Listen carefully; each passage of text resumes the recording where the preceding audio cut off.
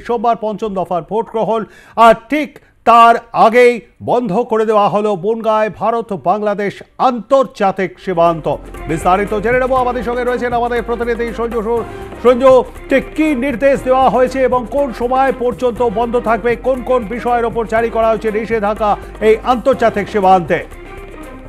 দেখো, সংবিধান অনুযায়ী এবং অবশ্যই নির্বাচন কমিশনের যে বিধি আছে সেই বিধি অনুযায়ী প্রত্যেকটি নির্বাচনের ক্ষেত্রে, বিশেষ করে জেনারেল ইলেকশন বা লোকসভা নির্বাচনের ক্ষেত্রে আন্তর্জাতিক সীমানা বন্ধ রাখতে হয় এবং সেই মোতাবেক উত্তর চব্বিশ পরগনা জেলা শাসক তিনি বনগাঁ, বসিরহাট পুলিশ জেলা এবং উত্তর চব্বিশ পরগনা পুলিশ সুপারকে যে নির্দেশ পাঠিয়েছেন তাতে 17 তারিখ গত সন্ধ্যে 6টা থেকে আগামী 20 তারিখ যেদিন নির্বাচন রয়েছে বনগাঁ লোকসভা কেন্দ্রে সেই সন্ধ্যে 6টা পর্যন্ত বনগাঁ স্থলবন্দর, যেটা পেট্রাপোল সীমান্ত বন্দর বলা হয়, সেই বন্দর বন্ধ রাখা হচ্ছে এবং বন্ধ রাখা মানে একেবারে টোটাল সিল করে দেওয়া যাকে বলে।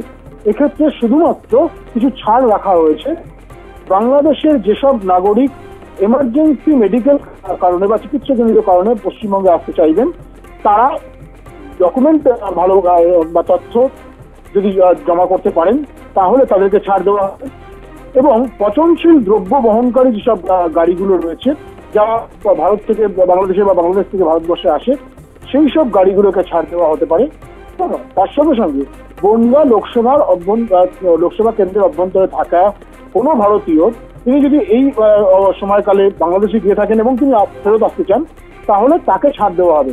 এছাড়া বাদবাকি কোনো রকম কোনো গাড়ি, কোনো রকম কোনো মানুষ তারা কিন্তু এই স্থলবন্দর ব্যবহার করতে পারবেন না আগামী 20 তারিখ অর্থাৎ সোমবার সন্ধ্যে 6টা পর্যন্ত, যতক্ষণ পর্যন্ত ভোট গ্রহণ চলবে। ধন্যবাদ আমাদের সঙ্গে থাকবার জন্য সঞ্জু।